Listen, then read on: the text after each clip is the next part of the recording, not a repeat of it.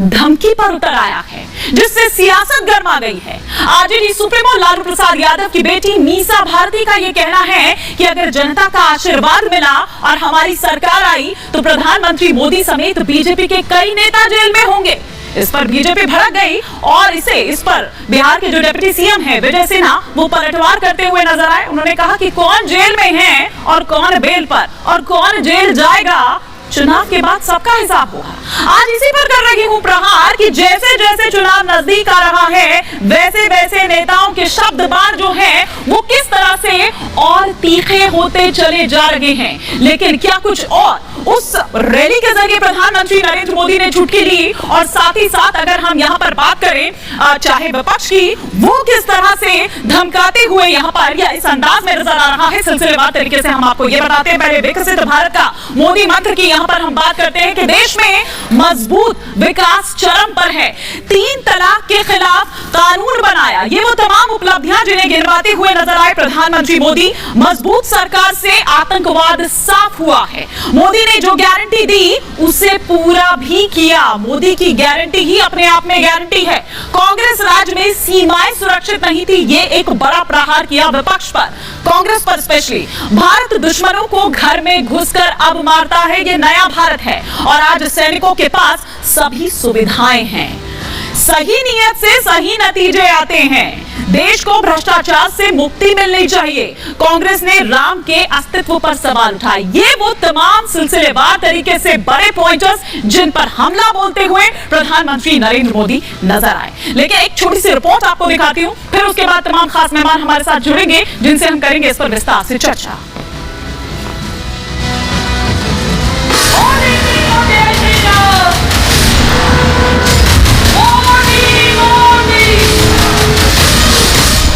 आपका सपना ही मोदी का संकल्प है। चुनाव की रणभेरी तैयार है। सियासी सुरमा हर दांव आजमा रहे हैं। मकसद है 24 के दंगल में विरोधी को चित करना। कोशिश ऐसी पटखनी देने की कि दिल्ली के ताज का रास्ता साफ हो जाए। इसी मकसद को अंजाम देने के लिए प्रधानमंत्री नरेंद्र मोदी ने देवभूमि से लेकर मरुभूमि तक हुंकार भरी है। हम विकसित भारत का संकल्प लेके चले हैं। इस काम के लिए मेरा पल पल आपके नाम है। 24/7 और 2047 ये मोदी का आपको गारंटी है। पीएम मोदी पहले देवभूमि पहुंचे, उसके बाद राजस्थान के करौली में विजय शंखनाथ जनसभा को संबोधित किया।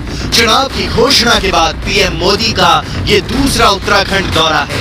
इससे पहले 2 अप्रैल को पीएम ने देवभूमि के कुमाऊं में हुंकार भरी थी। एक तरफ पीएम मोदी से लेकर बीजेपी के तमाम नेता 24 के रण के लिए हुंकार भर रहे हैं, तो वहीं दूसरी तरफ इंडी गठबंधन में टूटने का सिलसिला खत्म होने का नाम ही नहीं ले रहा है। कांग्रेस का टिकट ठुकराकर बीजेपी ज्वाइन करने वाले रोहन गुप्ता ने कांग्रेस पार्टी पर अपमानित करने का आरोप लगाया है। जब स्वाभिमान की बात आती है, हम जैसे लोग राजनीति में कुछ लेने नहीं आए, हम सेवा करने आए। एक राष्ट्रवाद की बात हो या एक सनातन धर्म के रिस्पेक्ट की बात हो, ये हर भारतीय के दिल में है। जब ये लगने लगा लास्ट 1.5 साल से कि दोनों मुद्दों पे जो पार्टी की मुख्य जो ओरिजिनल विचारधारा थी उससे बिल्कुल भटकने की बात चलेगी। अगर विजन ही नहीं होगा, ऐसे व्यक्ति जिन्होंने कभी एक चुनाव नहीं लड़ा, अगर वो पार्टी का विजन तय करेंगे तो याद होगा। इधर रोहन गुप्ता के बीजेपी ज्वाइन करने से इंडी गठबंधन उभर भी नहीं पाई थी कि बिहार में सियासी पारा एकदम से चढ़ गया। जी हां, आरजेडी नेता और लालू प्रसाद की बेटी मीसा भारती ने पीएम मोदी और बीजेपी को लेकर विवादास्पद बयान दे दिया। जब आते हैं वो हमारे परिवार पे आरोप लगाते हैं भ्रष्टाचार का। अगर देश की जनता ने कहीं हमें मौका दे दिया इंडिया गठबंधन को, प्रधानमंत्री से लेकर के जितने भी भाजपा नेता हैं जेल के अंदर बंद हो। मीसा के बयान के बाद बीजेपी इंडी गठबंधन पर हमलावर हो गई है। डिप्टी सीएम विजय सिन्हा ने मीसा के बयान पर कहा कि ये डरे सहमे लोगों की आवाज है। कौन जेल में है, कौन बेल में है, बस चुनाव के बाद पता चल जाएगा। ऐसे में सवाल ये कि बस जुबानी जंग से जीतेंगे 24 करण। दूसरी तरफ पड़ रहे झटके पर झटके से कैसे संभलेगा इंडी गठबंधन? मोदी के वजह को रोकने के लिए क्या करेंगे विरोधी?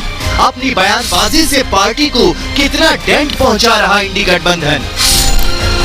आज इसी पर होगा प्रहार।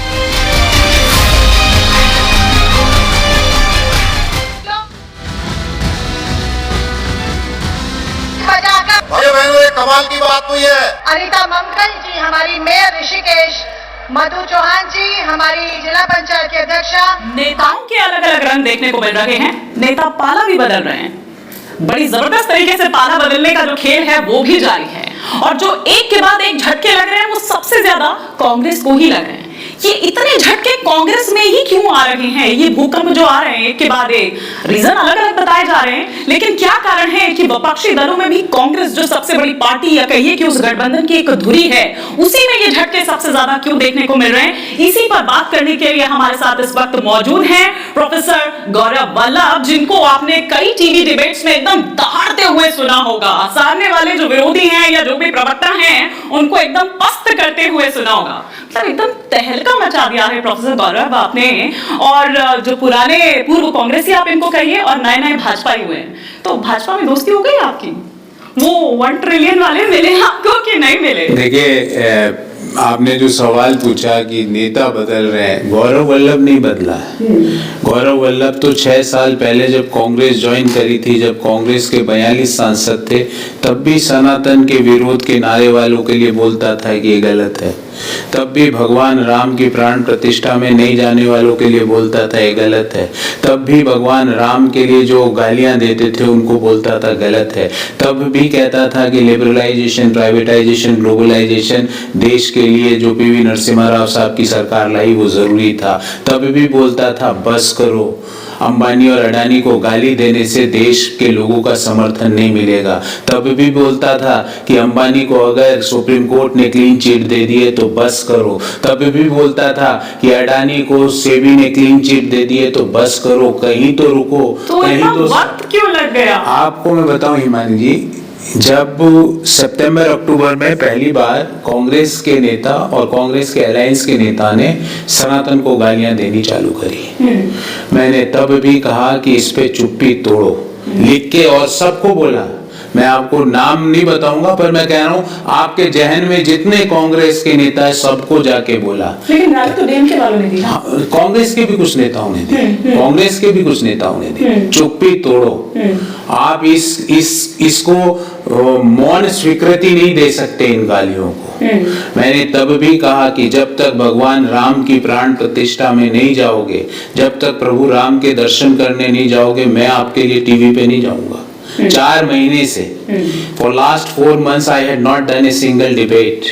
I had not done a press conference for Congress party because मैं उनको कह रहा था कि जब तक आप राम जी के दर्शन करने नहीं जाओगे मैं टीवी पर नहीं बैठूंगा, क्योंकि पॉलिटिकल प्लस माइनस हो सकते हैं कोई निर्णय के, पर मैं आपके पाप का भागी नहीं बनूंगा। मैं आपके पॉलिटिकल माइनस का भागी बनने को तैयार हूँ। पॉलिटिकल गलत निर्णय ले लिया उसका हानि उठाने को तैयार हूँ, पर पाप का भागी नहीं बनूंगा। तब भी कह रहा था कि मोदी जी का विरोध करते करते अपने स्वयं की नीतियों का विरोध मत करो। सारे वेल्थ क्रिएटर्स हिमानी जी खराब हो सकते हैं क्या? वेल्थ क्रिएट करना जुर्म है, पाप है। एयर इंडिया को जब टाटा ग्रुप ने खरीदा, कांग्रेस पार्टी ने टाटा ग्रुप को गालियां देनी चालू कर दी।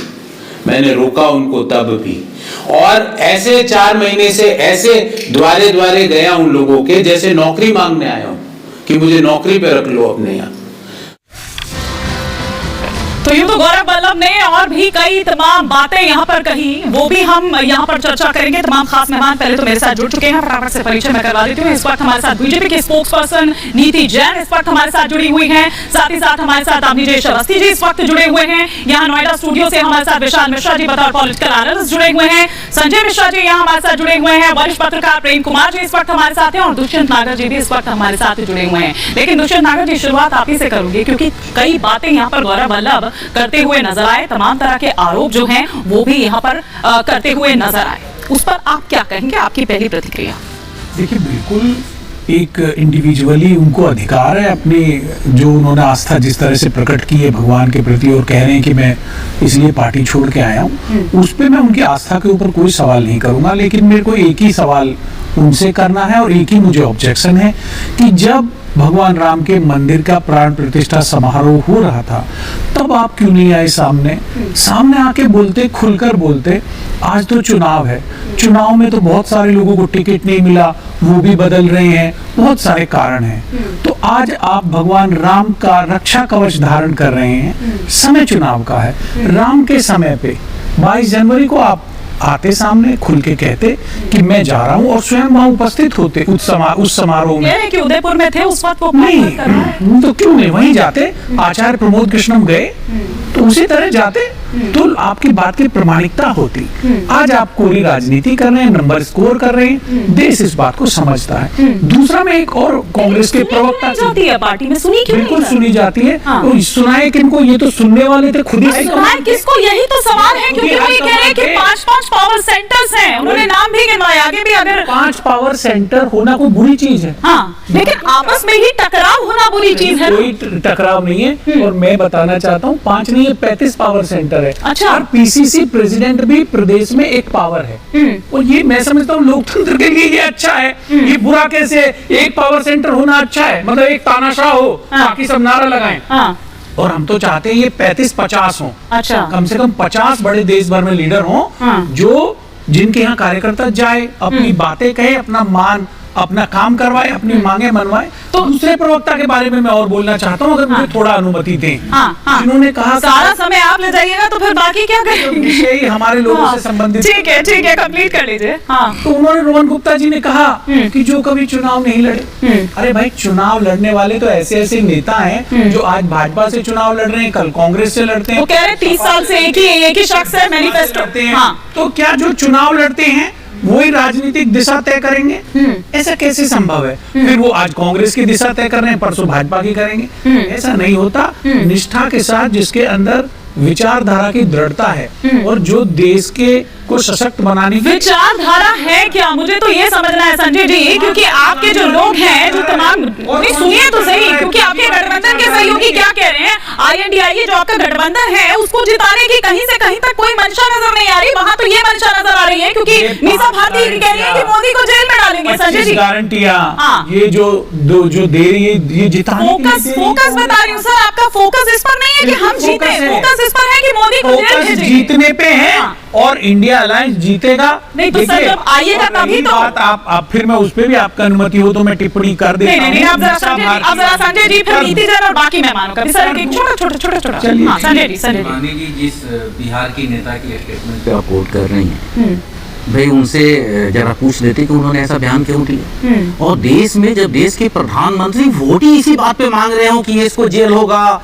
ये भ्रष्टाचारी है, इसे छोड़ूंगा नहीं, इसे डुबो दूंगा, मार दूंगा, यदि प्रधानमंत्री इस पे वोट मांग रहे हैं तो वो तो एक सांसद का चुनाव लड़ने वाले लोग हैं, एक प्रत्याशी हैं। उनके बयानों को लेकर यदि हम चर्चा करने बैठेंगे, लेकिन प्रधानमंत्री की बातों को उन्होंने कहा जो भ्रष्टाचारी है, यही कहा ना अभी हमने। भ्रष्टाचारी यदि है तो आप गारंटी तो आपने दिया ना कि मोदी की गारंटी है। कौन सी गारंटी है? अजीत पवार वाली, ये हेमंत सोरेन वाली? कौन सी गारंटी आप देना चाहते हैं? आप हेमंत सोरेन को उठा के जेल में बंद कर देते हैं, ये गारंटी काम करता है। दूसरी तरफ आप अजीत पवार को मुख्यमंत्री बना देते हैं। ये दोनों में से बताइए कौन सी गारंटी मोदी जी दे रहे हैं देश को?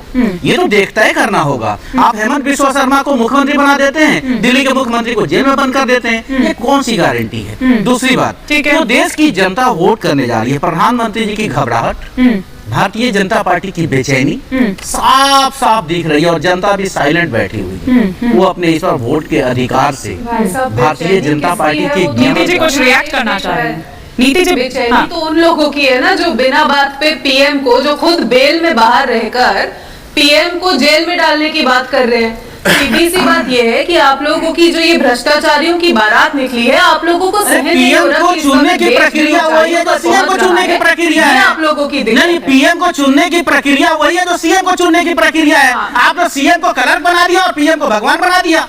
लोकतंत्र है, लोकतंत्र में सीएम को भी चुनने का वही प्रक्रिया जो क्या लॉजिक है मेरी समझ में नहीं आ रहा, बट अल्टीमेटली आप लोगों का पॉइंट ये है कि आप लोगों को किसी भी तरीके से मोदी जी को हराना है, चाहे जेल में डाले, चाहे डंडे मारे, चाहे सर फोड़ दे, ये आप लोगों के बयान आ रहे हैं। तो आप लोग सोचिए कहाँ देश की आप लोग बात कर रहे हो। आप लोग बात कर रहे हो जो मोदी जी को वोट दे उसे डंडे मारो, जो मोदी जी को वोट दे उसका सर फोड़ दो, जो मोदी जी को हम जेल में डालेंगे। भैया कोई कारण तो होगा जेल में डालने का, कोई कारण तो लेकर आइए, कुछ तो होगा मोदी जी के खिलाफ जिसलिए जेल में डालोगे। आप लोग खुद तो बेल पे बाहर घूम रहे हो, आप लोगों से अपनी पार्टियां संभल नहीं रही है और आप लोग देश कैसे चलाना है ये हमें सिखाने की कोशिश कर रहे हो।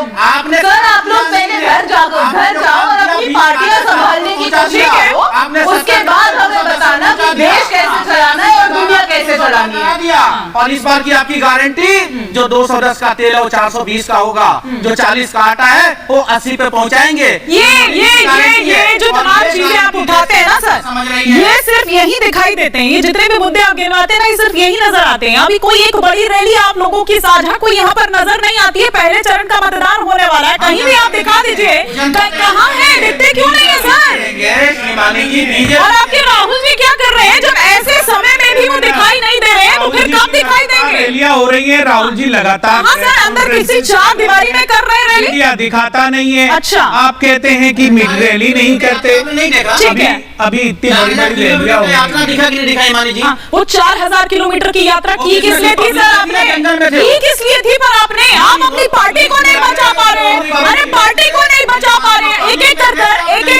एक एक कर कर सब निकलते जा रहे हैं और किस तरह के आरोप लगा रहे हैं उस पे भी तो मंथन करने की जरूरत है कि नहीं है? लेकिन आपने जय अवस्थी जी फिर बाकी एक कर अच्छा हाँ बुलाया जा रहा है। मैंने ये भी पूछा था, मैंने गौरव वल्लभ से ये भी पूछा था, उन्होंने कहा कि मुझे किस चीज का, एक सेकंड नीति जी आ रही हूँ, जब मैंने उनसे बात की, मुखातिब हुई मैं उनसे, तो मैंने उनसे ये पूछा तो कह रहे मुझे किस बात का डर दिखाएंगे, क्या मुझे भी कोई ईडी सीबीआई, मैंने तो ऐसा कुछ किया नहीं है। वो कह रहे एक केस नहीं है मेरे ऊपर, उन तमाम बातों को गिनवाते हुए नजर आ रहे थे। लेकिन अभी जय अवस्थी जी मंशा यहाँ पर सिर्फ ये दिख रही है, सिर्फ मीसा भारती नहीं बल्कि संजय सिंह ने भी बाहर आकर सबसे पहले यही बात कही थी कि मोदी जी को जेल में भेजेंगे। तो गठबंधन की लगता है तैयारी इस पर नहीं है, फोकस इस पर नहीं है कि हम किस तरह से जीतेंगे, फोकस इस पर है कि मोदी को जेल भेजेंगे जब हम आएंगे। अब आएंगे कैसे, ये भी तो एक बड़ा सवाल है, क्योंकि तैयारी उस तरह से नहीं दिख रही है। हिमानी जी, संजय मिश्रा यहाँ कह रहे थे कि मोदी जी सबको जेल भेजने की बात करते हैं। मेरा इको और आई को ठीक करवा दीजिएगा। अच्छा ठीक है, मैं फिक्स करवाती हूँ। लेकिन अरविंद केजरीवाल तो कौन सा ऐसा नाम बताऊं जिसके साथ वो आज हाथ में हाथ बांध के खड़े हैं? कौन सा ऐसा नाम है जिसके बारे में उन्होंने ना बोला हो? संजय सिंह का वो वीडियो लाखों लोगों ने देखा है, जिसमें सोनिया गांधी, राहुल गांधी, रॉबर्ट वड्रा, शरद पवार, मुलायम सिंह यादव, लालू यादव और कोई नाम मुझसे रह गया हो तो वो भी मैं बता सकता हूँ, ए राजा, चिदम्बरम, ये सारे नाम लेते थे। इनको जेल में जाना चाहिए। यहाँ तक कहा था कि 2 घंटे दे दो मुझे, 2 घंटे इंटेरोगेशन करूंगा, सारा सब कुछ बाहर निकाल लूंगा। शीला दीक्षित के घर में वो एसी बताते थे, कितने एसी लगे जी शीला दीक्षित के घर पे? इस सब बातों का जवाब देना चाहिए ना। ठीक है, कोई 200, इनको ये बहुत बड़ा भ्रम था कि 200 यूनिट बिजली की वजह से इनकी सरकार आई है। ऐसा नहीं है। जब अन्ना हजारे का आंदोलन हो रहा था तो स्वयं स्फूर्त रूप से, वो तो एक जंतर मंतर पर रामलीला मैदान में चल रहा था, लेकिन दिल्ली शहर के सैकड़ों नुक्कड़ों पर लोग अपने आप उस धरने पर बैठे थे। आज कोई नहीं है ना। ये है हकीकत, ये है यथार्थ आज का। मीसा भारती ने जो कहा है वो आप एक बात बताइए कि वो जो उनको जो कन्विक्ट हुए उस पर मुकदमा तो कांग्रेस ने शुरू किया था। ठीक है, नीतीश बाबू ने शुरू किया था जब उस समय उस सरकार में थे वो। किसमें से किसी पर भी शायद ही कोई ऐसा व्यक्ति हो जिसमें पहले से मुकदमा ना चल रहा हो, पहली बात। दूसरी बात बड़ी साफ सी है, जो लोग छोड़ के आ रहे हैं वो एक बात बिल्कुल समान रूप से कह रहे हैं, गौरव वल्लभ हो, मुरली मिलिंद देवड़ा हो, प्रमोद कृष्णम हो, कि कांग्रेस पार्टी में हिंदुओं को गाली देना एक अनिवार्य शब्द है, मोदी को गाली देना प्रसाद यादव पे कांग्रेस ने एफआईआर दर्ज कराए थे, लेकिन बीजेपी के जो है किस पे एफआईआर कराए गए जिसको भैया मैं बीच में नहीं बोलता हूँ किसी नहीं मैं पूछ रहा हूँ आपको बोलना है। ठीक है अब एक एक करके क्योंकि वो बाहर से है। ठीक है भारतीय जनता पार्टी या मोदी सरकार के तरफ से किसने संजय मिश्रा है क्या? ठीक है हाँ जी संजय मिश्रा जी। अरे भैया संजय मिश्रा जी पहले ये बताओ कि शीला दीक्षित के घर में कितने एसी थे, कितने गिने थे बताओ। उसके बाद सत्ता में मोदी जी बैठे थे, उसके बाद सत्ता में मोदी जी बैठे थे और अब कितने एसी बैठे, उनकी जिम्मेदारी बनती कितने का पर्दा लगा है, कितने का कमोड लगा है, कितने का फर्श बना है, ये बता दो आज बता दो ना, क्यों क्या दिक्कत है, शर्म क्यों कर रहे हैं, शर्म क्यों आती है तुम्हें, बताओ ना। शीला दीक्षित के घर में इतने थे और मेरे घर में इतने हैं, मैं बड़ा आम आदमी हूँ, बताओ ना, क्यों नहीं बताते, आज तक नहीं बताया, आज तक नहीं बताया, आज तक मीडिया को बुला के नहीं दिखाया। हाँ। जो संजय सिंह की बात आई है, हाँ। चाहे वो संजय सिंह हो, हाँ। आज मुझे महात्मा गांधी जी का वो स्लोगन याद आता है। महात्मा गांधी जी ने कहा था कि जब आप एक अच्छे मकसद को लेकर के आप आगे चलते हैं तो पहले लोग आपको रोकेंगे, जब आप नहीं रुकेंगे तो फिर आपका लोग मजाक बनाएंगे, और यदि उसके बाद भी आप नहीं रुकेंगे तो वो आपसे लड़ेंगे, और जब आप लड़ेंगे अंत में आपकी जीत होगी। ये जानती है मनी जी, आज अरविंद केजरीवाल इसका स्पष्ट उदाहरण है। अरविंद केजरीवाल के साथ याद करिएगा 2013 में कैसे मजाक बनाया गया था, उन्हें रोकने का प्रयास कैसे किया गया था, फिर मजाक बनाया गया, और आज नरेंद्र मोदी पूरी ताकत लगा दी है अरविंद केजरीवाल को हराने के लिए। अरविंद केजरीवाल प्रेम जी और विशाल जी का एक भी ओपनिंग कमेंट नहीं आया। अभिषेक जी अपनी बात कंप्लीट कर लीजिए, फिर मैं प्रेम जी और विशाल जी का रुख करूंगी। मैं कह रहा हूँ कि वो महात्मा गांधी याद आ रहे हैं, महात्मा गांधी के शराब के बारे में क्या विचार थे बताओ ना आप। अन्ना हजारे के शराब के बारे में क्या विचार थे, एक पर एक फ्री दो, वैट 1% कर दो, पेट्रोल पे मत वैट घटाओ। ये जनता को गुमराह करने वाली बात का तो जवाब दो ना, फिर बोलिए ये बात गांधी जी ने हाथ दिया था, अपनी बातों का जवाब दो, क्या एक्सेप्ट किया था, एक एक करता है, शराब बताते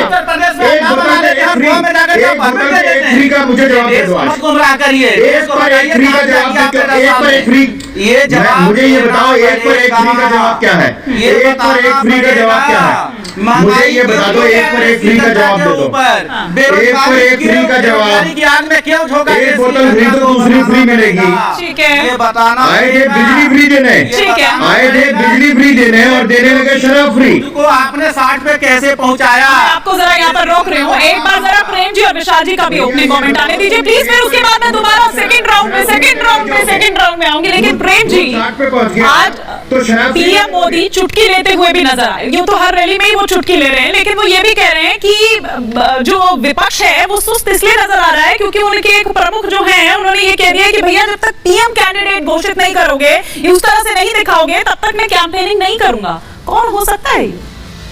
देखिए, हम लोग हमेशा उसी बात पर चर्चा करते हैं जो प्रधानमंत्री बोल देते हैं।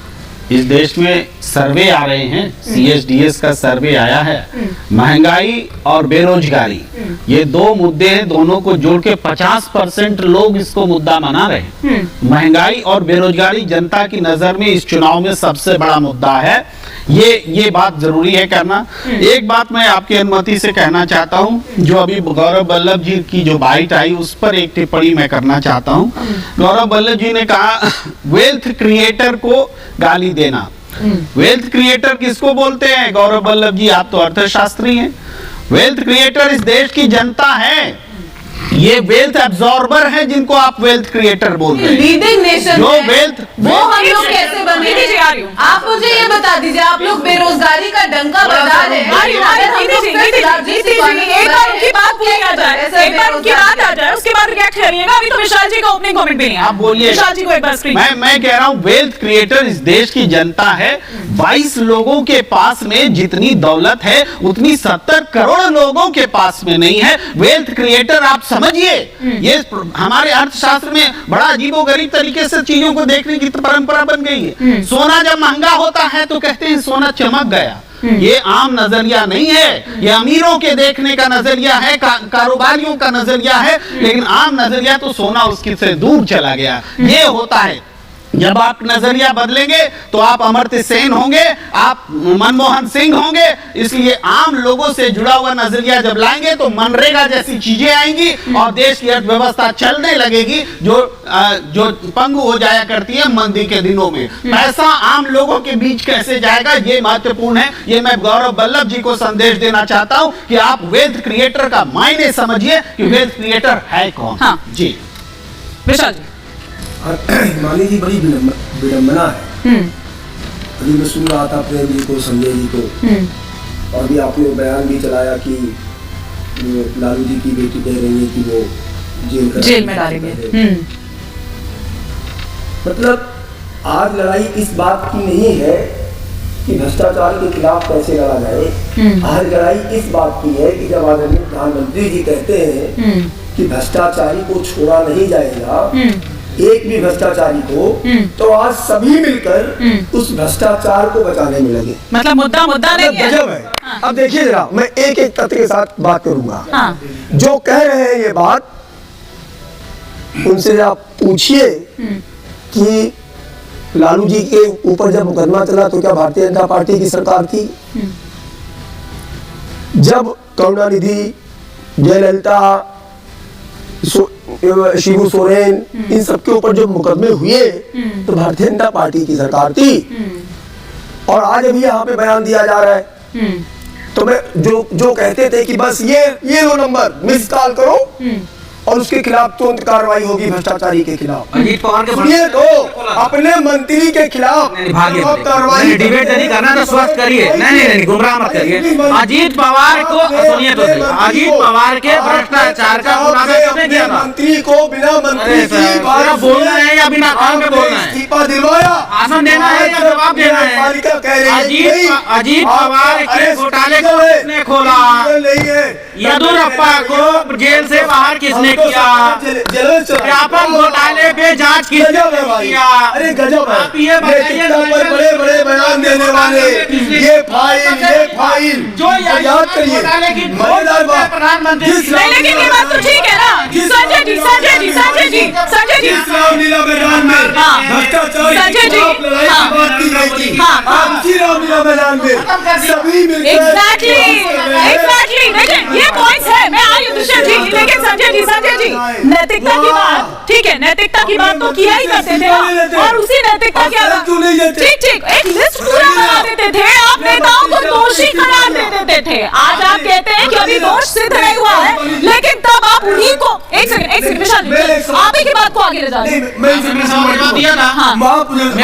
उत्तर दीजिए। आपने अजीत पवार का आरोप किसने लगाया? क्या अजीत पवार का आरोप किसने लगाया? क्लीन चिट है, प्रधानमंत्री ईडी है, क्लीन चिट है, सीबीआई है, क्लीन चिट है। प्रधानमंत्री जी ने लेकर आए, प्रधानमंत्री जी ने मेरे लेकर आए। किसने क्लीन चिट दिया? किसने क्लीन चिट दिया? सिंगल नेम जिसके ऊपर चार्जेस हो और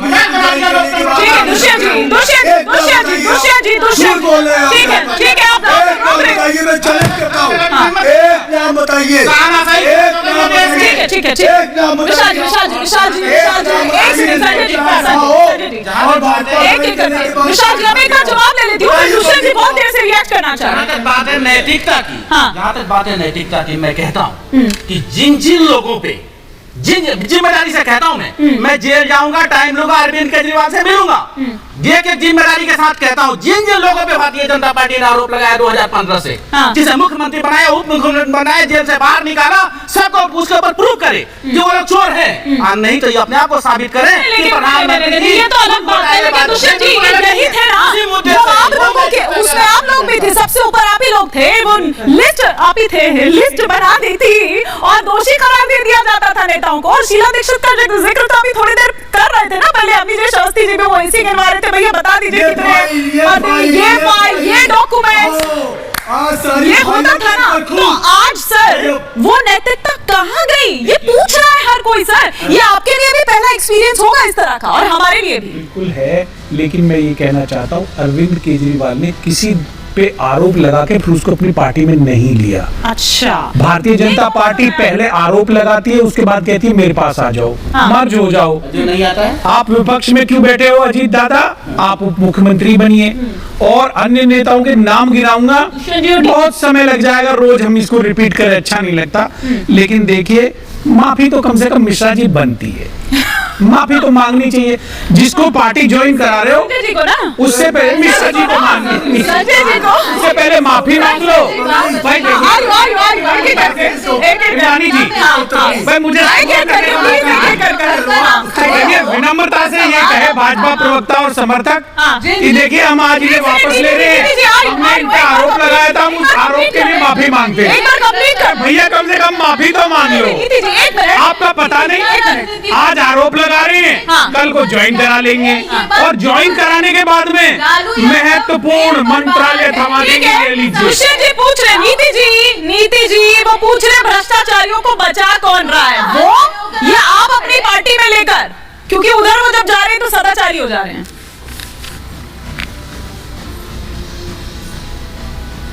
ये मेरे लिए जी नीति जी आप ही के लिए। देखिए, ये चीज हम लोगों ने बहुत पहले से बोली है कि जो भी लोग हमारे पास आ रहे हैं, एजेंसीज अपना काम कर रही हैं, उसमें हमारा कहीं पर कोई हाल नहीं है। प्रफुल्ल पटेल साहब का क्लीन चिट हो गया, अखबार में छपा है। मुंबई पुलिस ने करी थी, उद्धव ठाकरे के टाइम पर उनकी पहली क्लोजर रिपोर्ट लग गई थी, उसमें बीजेपी का कहीं कोई हाथ नहीं है। कि आपने एक नाम बार बार लिया, इसलिए मैंने उसका एक्सप्लेनेशन आपको दे दिया। लेकिन दूसरी बात ये है सर, जिन लोगों को प्लीज दे देकर आप लोग सत्ता में आए थे, उन्हीं लोगों के साथ आज आप लोग भ्रष्टाचारियों की बारात निकाल रहे हैं रामलीला मैदान से। और उसके यही बात तो नीति जी वो कह रहे हैं आपको, यही बात तो वो आप पर कह रहे हैं। भ्रष्टाचारी नहीं है, देश में लोकतंत्र की स्थापना करने के लिए मुद्दों के आधार पे एकजुट हुए हैं और मुद्दों के लिए लड़ाई लड़ रहे हैं। और ये पूरा का पूरा गठबंधन एक मिनिमम प्रोग्राम के ऊपर बना है। मुद्दा आधारित गठबंधन है, व्यक्ति आधारित नहीं है। किसी की निजी आकांक्षाओं प्रेम जी और विशाल जी, फिर अभिजीत जी, युवाओं के मुस्तकबिल को मजबूत करने के लिए भारत के ठीक है विशाल जी इस वक्त रिएक्ट कर रहे थे, ठीक है आपकी बात आगे। नीति जी 1 मिनट आ रही हूँ, विशाल जी फिर प्रेम जी से काउंटर रिएक्शन तो दिखा दो सर। ठीक है, ये गारंटियां क्या हैं? ये गारंटियां अखिलेश जी ने, कल आपने देखा अखिलेश जी की भी वही गारंटी है, राहुल जी की भी वही गारंटी। अखिलेश जी की तो कोई गारंटी नहीं है, 1 घंटे की गारंटी नहीं दे पा रहे हो। सुनिए ना, अरे अखिलेश जी 1 घंटे की गारंटी नहीं दे पा रहे प्रत्याशियों को। सुनिए ना, युवा को 9 की गारंटी। अरे दुष्यंत जी 1 घंटे की गारंटी नहीं दे पा रहे वो कैंडिडेट्स को, बदल जा रहे हैं चुटकियों में। आप कह रहे हैं कि आप कहाँ गारंटी की बात कर रहे हैं? विशाल जी 5 मिनट बदलती है, विशाल जी लास्ट मोमेंट में बदल देती है। ये जो गारंटी कह रहे हैं कि गारंटी है, मैं इनसे पूछता हूँ कि भैया 60 साल 70 साल सरकार रही, तब नहीं दे पाए गारंटी। बैलगाड़ी से तो लो पहले बैलगाड़ी से बड़ी गाड़ियों से किसने पहुंचाया? अरे कितना रेलवे ट्रैक था, किसने बनाया? IIT किसने बनाए? 10 दिन में 6 लाख से अधिक गाँवों का विद्युतीकरण किसने किया? आपकी सरकार बनी, लगा के किसानों का परमाणु विद्युत परियोजनाएं किसने बनाई? पब्लिक को कांग्रेस ने बनाई। किसानों का कर्जा प्लीज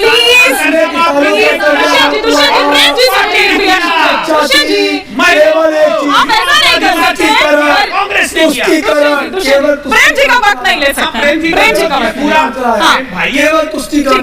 प्रेम जी फिर मैं अभिजीत शास्त्री जी का रुख करूंगी। आज भी वही उसी सर्वे का मैं जिक्र कर रहा हूँ। लोग मान रहे हैं कि मोदी की सरकार में भ्रष्टाचार बढ़ा है और भ्रष्टाचार पर कार्रवाई भी जो है वो नहीं हुई, बढ़ा है ये मान रहे हैं। मैं कह रहा हूं कि भ्रष्टाचार आज ज्यादा गंभीर समस्या है। मोदी जी की सरकार पूरे भ्रष्टाचार को एक शिष्टाचार का सिस्टम बना दिया गया। इलेक्टोरल बॉन्ड की में इतनी अनियमितताएं आई हैं, क्या इसकी जांच का आदेश नहीं होना चाहिए था? नहीं हुआ। इससे पहले भी जो भी आरोप आए, इंडस्ट्री दूसरी सबको विदेशी और ये वो बोल के जांच नहीं की गई। अभी बल्लभ जी ने कहा था कि सेबी से जांच हो गई तो मान लेना चाहिए। अरे सेबी ने खुद कहा कि गौतम अडानी के खातों की जांच 2014 के बाद से हमने की ही नहीं, तो जो सेबी स्वयं गुनाहगार था उसको आप जांच का जिम्मा सौंप रहे हैं। क्या ये ज्वाइंट पार्लियामेंट्री कमेटी से जांच का आदेश नहीं होना चाहिए था? ये मांग क्या विपक्ष की गलत थी? भ्रष्टाचार की मांग होती की जांच होती क्यों नहीं है मोदी सरकार में? अगर सेंटर पर आरोप आ जाता है तो आप चुप लगा जाते हैं। पूरी पार्टी से भ्रष्ट लोगों को चुन चुन कर आप समंदर बना चुके हैं भारतीय जनता पार्टी को भ्रष्टाचारियों का। ये आज समस्या है। अवस्थी जी वो समस्या बता रहे हैं यहाँ पर और साथ ही साथ उस जांच की बात कर रहे हैं। हिमानी जी जितने भी सवाल उठे हैं मैं सबका जवाब देता हूँ। सबसे पहले प्रेम कुमार जी, आपने सीएसडीएस का सर्वे की जिक्र किया और सीएसडीएस के सर्वे का आधा जिक्र किया। उसमें ये कितना आया कि अच्छे दिन आए, बेहतर स्थिति हुई है, उनका परसेंटेज क्या है? 70%, जो आज ज्यादा बेहतर अपने आप को महसूस करते हैं। जितनी बचत होती है, जितने में उनकी गुजारा चलता है, उसके बाद बचत भी करते हैं, ऐसे लोगों की संख्या ज्यादा है। पहले से ज्यादा जिंदगी बेहतर हुई है। ये सीएसडीएस का सर्वे है, समझ गए ना? आधा मत बोलिए। पहली बात। दूसरी बात, ये जो प्रफुल्ल पटेल पर बोल रहे हैं, ये संजय मिश्रा जी, ये अरविंद केजरीवाल जी तब तो बैठे थे जब इंडी गठबंधन में प्रफुल्ल पटेल थे। मुंबई में बैठक हुई थी, प्रफुल्ल पटेल थे, अजीत पवार थे। ये जब अजीत पवार इंडी गठबंधन में थे तब भी उनको 70,000 का आरोपी मानते थे, तो क्यों साथ में बैठाया था? आने के बाद नहीं किया उन्होंने। बीजेपी एक भी घोटाला ऐसा नहीं है जो इनमें से किसी भी व्यक्ति ने बीजेपी में आने के बाद किया हो। आप खुलासा करिए ना। उस समय बीजेपी विपक्षी दल करते थे ना। आज आप पिछले 10 साल में किसी एक घोटाले का जिक्र करिए। बीजेपी से बाहर घोटाला ठीक है, बीजेपी में आकर नहीं करे, यही कह रहे हैं। किसी के बीच में नहीं बोलता हूँ प्रेम कुमार जी। बोलने का आपके प्रेम कुमार जी, आपका बहुत सम्मान करता हूँ। आपके बीच में नहीं बोलता हूँ। अरे मैं कह रहा हूँ कि आप एक लाइन का नहीं, अरे एक लाइन का नहीं, पूरे पेज का दीजिएगा आप हस्तक्षेप, 4 पेजों का दीजिएगा हस्तक्षेप, मुझे कोई दिक्कत नहीं है। लेकिन जो बात है उसको तो सुन लीजिए ना, उसको सुन लीजिए। इनमें से कोई भी व्यक्ति ऐसा नहीं है, एक बात। दूसरी बात, हर एक व्यक्ति जो बाहर आ रहा है, रोहन गुप्ता हो, मिलिंद देवड़ा हो, गौरव वल्लभ हो, प्रमोद कृष्णम हो, जितने भी लोग आ रहे हैं उन सब ने कहा कि मोदी को गाली देना, अंबानी अडानी को गाली देना, सिर्फ ये वहां पर कहा जाता है, एक पर्ची थमा दी जाती है कि ये कहा जाता है। ऐसे नहीं चलता। अडानी आज नहीं बना, अंबानी आज नहीं बने। एक बात बताइए कि ये अडानी के खिलाफ क्यों है? अगर खिलाफ है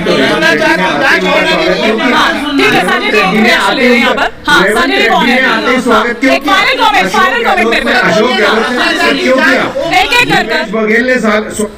आप भ्रष्टाचार पे बताइए। अजीत पवार पे आपने बोला कि जब वो आरोपी थे तो प्रधानमंत्री जी ने आरोप लगाया। प्रधानमंत्री जी के बातों की कोई विश्वसनीयता है या नहीं है? या प्रधानमंत्री जी के बातों को आप ऐसे उड़ा देते हैं? का विरोध है, ये चाइना से आ रहा है। नहीं, प्रधानमंत्री जी की बातों का कोई वैल्यू करते हैं आप या नहीं करते हैं? अवस्थी जी, प्रधानमंत्री जी ने आरोप लगाया था अजीत पवार को कि 70,000 करोड़ के घोटालेबाज को पकड़ लिया है। अरे भैया, और जबकि पीसिंग हो रहा था महाराष्ट्र के चुनाव में, और सुबह 6:45 बजे शपथ दिलवा दिया उप मुख्यमंत्री का। ये सब ड्रामेबाजी देश देख चुका है। लेकिन मैं एक लाइन अपनी बात पूछ रहे हैं तो मैं जवाब दूंगा। ठीक है सर, लेकिन समय इतनी इजाजत दे रहा है सर। मैं ये कहना चाहता हूँ कि आज आप भी पीड़ित होंगे कहीं ना कहीं। आप अपार्टमेंट में रहती है, मैं भी रहता हूँ, सारे लोग रहते हैं। पूरा दिल्ली और नोएडा ठीक है बिल्डरों के आतंक से देश परेशान है, जनता परेशान है। ये सरकार उत्तर प्रदेश की सरकार और बहुत माफी के साथ बहुत बहुत शुक्रिया आप सभी का, माफी के साथ रोक रही हूँ सर। बहुत शुक्रिया आप सभी का हमारे साथ जुड़ने के लिए। अनिल जी, अवस्थी जी और नीति जी, आपका भी बहुत शुक्रिया। आज के सफर में फिलहाल इतना ही। क्या रुकेंगे?